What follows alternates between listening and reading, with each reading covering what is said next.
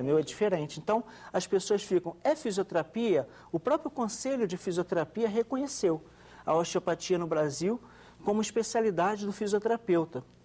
Na minha opinião, é um engano, porque a osteopatia existe desde 1874. Entendi. Então, e quais as lesões? Deixa eu só complementar, seria a mesma coisa que falar assim, o Conselho de Fisioterapia reconhecendo a medicina como especialidade de fisioterapeuta. Você entende isso? É esquisito. O que o Conselho fez foi reconhecer uma profissão existente. Vai entender, né? Vai entender. Você estava falando na abertura, que eu achei bem interessante, o anti-inflamatório. O povo tem mania de anti-inflamatório. Tem mania. Mas olha só, o que você falou é pertinente. Se você tem um abscesso, não precisa ser médico para saber disso. Adianta tomar um anti-inflamatório? O que o médico vai fazer? O médico vai lá, vai drenar esse abscesso e após drenar, sim, o anti-inflamatório vai fazer o efeito dele. Então as pessoas ficam tomando anti-inflamatório primeiro sem ir ao médico, para saber se é o momento. Né? E na disfunção de movimento, que é a praia do osteopata, quando a gente vai tratar de dor aqui hoje, né? A disfunção de movimento é que é a praia da dor do osteopata. Por quê? Vamos pensar assim, ó, 70, isso é uma estatística, tá, mundial, 70 a 90% da população mundial já teve, tem ou terá uma dor na lombar. Então pensa que todo mundo, um dia na vida, terá uma dor na lombar, ou já teve. Isso é uma estatística muito grande, a gente pode estar falando de uma epidemia. No consultório, Aurélia, a média minha é no mínimo de 70% a 80% em cima de coluna. E as pessoas acham que o osteopata só trata de coluna. Ah, tá. Entendeu? Mas é por conta da alta incidência. Por conta da alta incidência. Eu sei, porque eu mesmo fui operada de hérnia de disco. Eu sei o que é uma dor na coluna. Então, mas vamos falar as principais situações em que o osteopata age. O osteopata ele vai agir em qualquer situação no organismo que há uma disfunção de movimento. Então, por exemplo, a vesícula. Quando você se alimenta de uma gordura, que estava sendo falado aqui antes, né? E você se sente mal, o que pode ser isso? É função do médico diagnosticar uma vesícula preguiçosa. O osteopata vai fazer manobra para ajudar o medicamento que o médico está dando para a pessoa a ter mais efeito e essa bile poder ir fazer a digestão da gordura. Gente, mas isso é legal demais. Pois é, as pessoas não sabem disso. Então, na verdade, você tem um trabalho ali de ajudar essa vesícula sobrecarregada. Exatamente. E como é que você faz isso? Através de movimentos com a mão? Com as massagens? Movimento com a mão. Então, o que acontece? Todo o trabalho da osteopatia é baseado na anatomia, fisiologia e semiologia, assim como qualquer área de saúde. Mas a anatomia, para a gente, é algo fundamental. Então, toda a manobra da gente se baseia na mão, porque nós valorizamos a função. Então, se você tem uma patologia, o papel de cuidar da patologia é do médico. Mas eu vou, junto com o médico, se ele me indicar o paciente, tratar a disfunção que está por debaixo da patologia. Na Europa, por exemplo, Aurélia, os gastros indicam muito para o osteopata. A gente estava falando agora do intestino, né, que o trânsito intestinal fica lento. E às vezes está faltando movimento no intestino. É o movimento peristáltico. Exatamente, o movimento peristáltico do intestino, a motilidade do intestino está deficiente.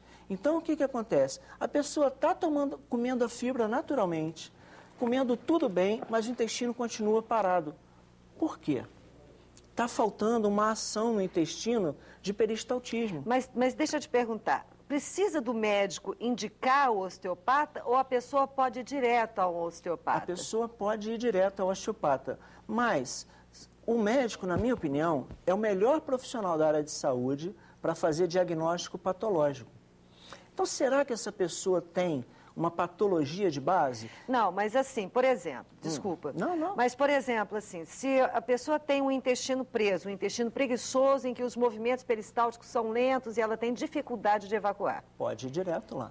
Ela, não é verdade? Claro, sem dúvida. E se uma coluna vertebral, por exemplo, trava? A pessoa fez um movimento, travou, porque até então nós estamos falando de órgãos internos. Mas vamos falar da estrutura, da estrutura corporal. Sim. Vamos supor que travou. Ela precisa ir ao ortopedista? Normalmente eles vão e ficam internados no hospital tomando o anti-inflamatório, que você falou, de repouso absoluto. Existe uma técnica na osteopatia para tirar a ação da dor. Porque o que acontece? Você falou da hérnia de disco. Isso. Qual é a cultura que tem em torno da hérnia de disco? A hérnia de disco vai lá e comprime o nervo e gera dor. Ok? O nervo, a coluna aqui, gente, ó. Todos esses rabichinhos que vocês estão vendo aí na tela são os nervos que saem da coluna, ok? Então, a ideia que se tem é que há uma hérnia lá dentro, como aqui está simbolizando, deixa eu ver lá, ali. Aqui, Isso. aqui, ó, gente, tá? Ó, está simulando uma hérnia de disco. Só que a hérnia de disco, na verdade, acontece lá dentro do canal da medula, ok? Então, ela está comprimindo o nervo, né? Isso. Aí, deu uma dor ciática na coluna, opa, é hérnia. Faz a ressonância, constatou a hérnia. Acontece, hérnia, ou Aurélia, que tem um estudo clínico que diz o seguinte: 40% das hérnias são assintomáticas. O que faz com essa pessoa? Nada. Ela está bem. Só que tem 60% que são sintomáticas. Qual a segunda pergunta que fizeram? Quem dessas pessoas que tem hérnia sintomática com dor, de fato, é a hérnia a causadora da dor? Se espante, mais 10%, gente. É mesmo? Apenas 10% a hérnia é a causadora da dor nesse estudo clínico. Os outros 90% não tem nada a ver com a hérnia. E é por isso que os neurocirurgiões na Europa, a cirurgia está caindo drasticamente. Aqui também, aqui no Brasil. Não é isso, não. No Brasil, os nossos professores do nível avançado, quando vêm dar coisa nova para a gente, Aurélia, eles ficam abismados com a incidência de cirurgia ainda no Brasil. Tá? Então, é a mesma coisa que dizer que de 100 pessoas, 40 deixa quieto porque não tem dor, 6 pessoas, a hérnia é a causadora, hérnia é uma patologia e ela pode evoluir para uma cirurgia. 54 pessoas, a hérnia não é a causadora da dor, são outras questões funcionais. E aí o que você faz? E aí eu vou detectar qual é a vértebra que está em disfunção. E o que é disfunção, gente? Olha os bracinhos que tem aqui laterais na vértebra, ok? Aqui. Isso. Aqui. Eu vou virar uma vértebra agora, Aurélia. Olha. Se os bracinhos laterais da vértebra, faço um movimento com o corpo, a vértebra tem que virar para o lado. Quando vai para o outro, a vértebra não vira. Aqui está travada. O osteopata vai detectar que vértebra é essa e com manipulação vai colocar ela para funcionar. E muitas pessoas acham que o osteopata é aquele cara que instala a coluna. Era isso que eu ia te perguntar. É também.